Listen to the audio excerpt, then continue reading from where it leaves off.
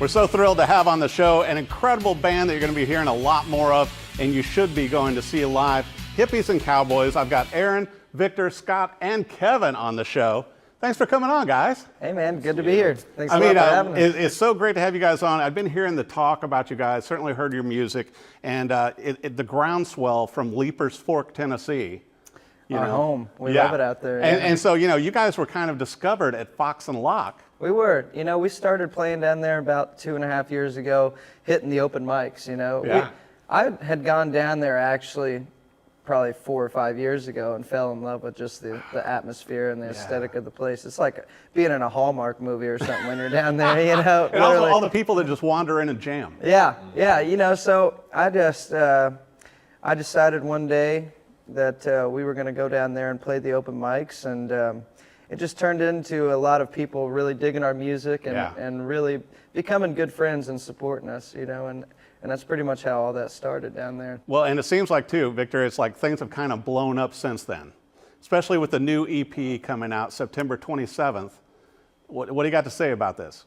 I mean, we've been working hard on the music and trying to write, really good songs and parts, and we've worked really hard, jamming out all the time, trying to get some organic, real songs for you guys on this EP. So, hope you guys like it. Well, I think everybody's loving it, and especially with, we were talking about some of the influences also, and Kevin, you can address this too, to where you guys have like some of the Allman Brothers feel, but some of the Aerosmith. I mean, you can tell the influences, but you guys aren't copying anybody.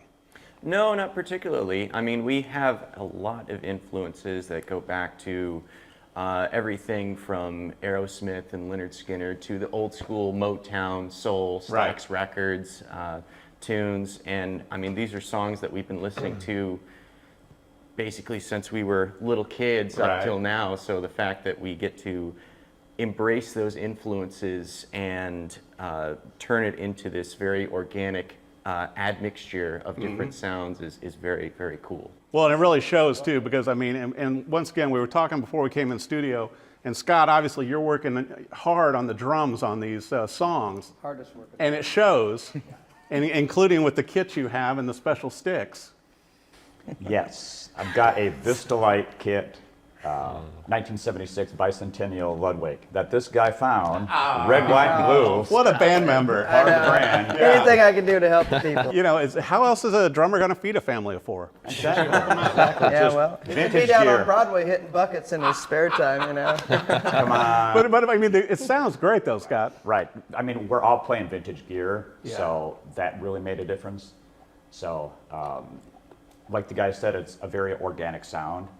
And the older drums, the older cymbals, the percussion, that all feeds right into it. It really does. I was going to bring it up too, Aaron, to where, all of the songs on this EP, Fork in the Road, it's like each one stands on its own. Like you guys didn't put any fluff in here. And I know you said you're already working on new songs, working on, the full album for next year. But you're going to do a limited run vinyl on this one too, right? Absolutely. There's going to be some special things in there that, everybody's going to enjoy. Hopefully, we can make it as good as our last vinyl, which, if anybody got our last vinyl, we really went all out on our first record, and did the whole gatefold and had all the crazy pictures in it. And if there was any kind of insert that you could have, we made sure it was in there, But I think that's why also, and I think it's cool, Victor, to where you guys call your fans the Dreamers. And I mean, how did you come up with that name for them? Well, that's a funny story, actually. Yeah, it sure is. We were sitting there at a bar with our friend Aubrey Preston. In Muscle Shoals. In Muscle Shoals, yeah. Me and Aaron went down there, and Aubrey was showing us the whole magic of the shoals and stuff, because we really wanted to tap into that vibe, So we were just sitting there drinking a couple beers and, thinking about, you know how it is.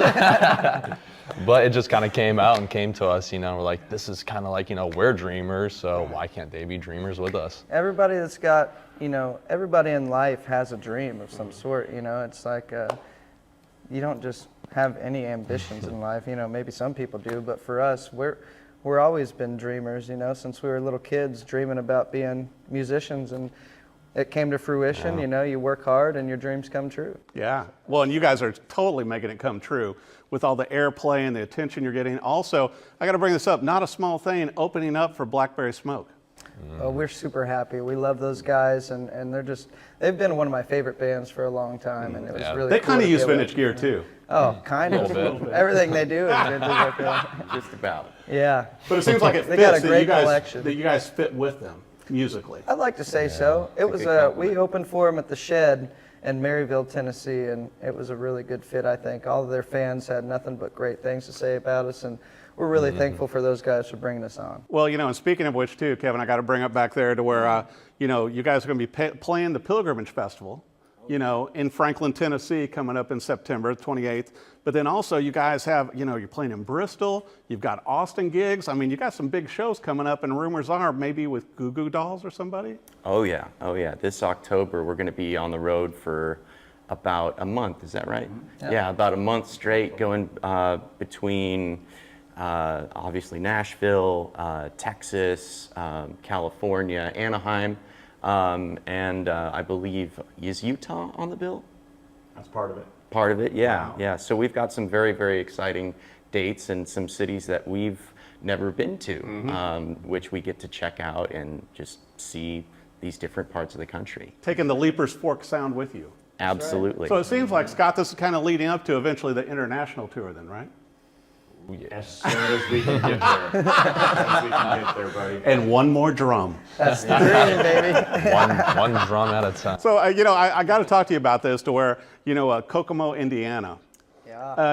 And once again, I'm sure the rest of the guys can talk about this to where, you go in there and you're talking with the band and go, hey, I'm gonna be back in a few months and hire you guys. You were talking to David Nail's band. David Ball's band. David, thank you. David I was so Ball's close. band. So yeah, David Ball came to my hometown of Kokomo, Indiana in 2019, and he played at my uncle's honky tonk. So of course it was easy for me to get the opening gig.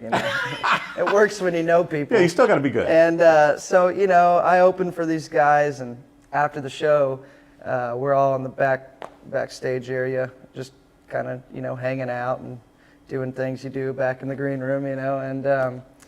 Scott Metco was extremely nice to me and very inviting, and I just decided to take a shot, and take my chance, and I did. And I walked up to him and was like, hey, I'm going to be moving to Nashville in like 2 or 3 months, and I'm going to be playing some shows, and I really need a band. How would you feel about maybe you guys be in my band, talking to the Grammy Award winning, band, trying to steal them from this guy. That's like old school blues guys. Well, it works. That's like what B.B. King and Bobby Blue Bland and all those guys used to do to each other. Yeah. They would hire away the best members, and that's what you did. That's pretty much what I did, and it worked to my advantage, because me and Scott have been playing together for over 5 years now, still going strong. From one fateful night in the small town of Kokomo, Indiana. But I mean, it's incredible too to see that, starting from there and then coming to Nashville. And a lot of people do that, but also to be able to make those dreams come true. It's been a long, long road, but I wouldn't change a minute of it. It's been an amazing experience, and I'm excited to see where the future takes us, Well, and I like the evolution of your sound too. And Victor, we were talking about this earlier, to where going from more horn-based, kind of a soul Memphis sound, and then certainly on this new EP with Fork in the Road, to me it's more raw rock and roll. I mean, it's really, which I love, with the harmonica, with the guitars, with the drums, the vocals. Yeah. I mean, they're catchy songs. Right. We're trying to tap into more of that rock and roll now, because before when we had the horns, we were kind of chasing this different sound, like a more classic Muscle Shoals kind of horns, based Memphis. sound. Yeah. But now, we've been playing all these shows and got the guitars cranked, I got doing these solos and stuff, and it's kind of like pushing more for that, 70s rock, the Aerosmith, the Zeppelin, that kind of vibe, and we're trying to fuse that with, all the stuff we love, which is, like the Muscle Shoals and that energy as well, and trying to, get it all together. And there's a bit of all that still in there, from our early days of the Memphis and the Muscle Shoals stuff, the horns. There's still pieces of that music in the new music that we're doing, but it's just not as cliche, I guess you would say, as I grew up loving Stax Records and, all the horn bands, and so that was always my dream, to have a big band with a giant horn section, and I did it for a while. Yeah. You know, I made it happen. And not an easy feat in this day and age. No, and it's not easy gotta to have a have. bigger We had band. 2 full-time Oh, horn yeah. players, that like nobody just has full-time horn players. Right. Everybody hires Oh, yeah. horn sections and stuff like that, but we had full-time everywhere we went. We had horns, and they were in the band, and it was a really good time, and I'm glad that we experienced that. But now we're just kind of, as I feel like everybody should, kind of trying to evolve and chase a different sound. You kind of want to change it up each record. And so this one, we're really going for the just raw, gritty, high energy rock and roll music. Well, and, good old American rock. And I'll tell you and what roll. I think you achieved that a lot of bands can't, but you guys did, is a live sound.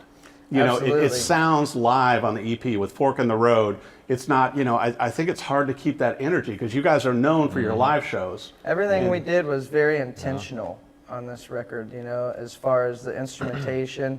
All the instruments we used, we made sure it was exactly what we were chasing. We took the time to try all kinds of different amps, all kinds of Maybe different a magnetone guitars, here and there. a magnetone Oh, here yeah. and there, a 68 Deluxe, some Couple Marshalls, Gibsons. a few Couple Gibsons, vintage and Gibsons. we had, thankfully, our buddy Aubrey, he has an unbelievable collection of vintage gear that we had access to Yeah. down there in Leapers Fork, and he just gave us free range to all of it, so we just tried everything, and we didn't spare any time,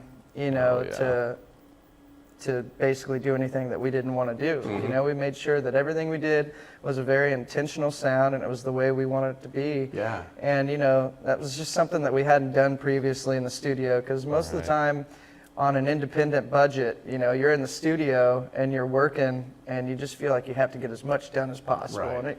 And sometimes you neglect the time that you actually need to make it sound the way you want it to sound. Sometimes you record all this music, and then you get done, and you're listening back, and you're like, just doesn't sound the way that I thought it would, and so It's hard. we made sure that this time we took our time, and we set aside the time to just really experiment and get everything the way we wanted it. Well, and I think it was so incredible, too, is that you guys discovered in Leapers Fork, Tennessee, and then recorded this EP and an album there as well. Absolutely. Well, that was part of the intentional plan. It was like I said, everything about this record was very intentional, and we have some very great fans and friends and family down in Leapers Fork, and we felt that it's where we really. I mean, we had been working in Nashville for 3 or 4 years prior Right. to being down in Leapers Fork. Which is still making a name for yourself that early Yeah. in Nashville. It's usually a 10-year plan. You guys cut that in half. Well, that's what everybody tells me, but I just feel like if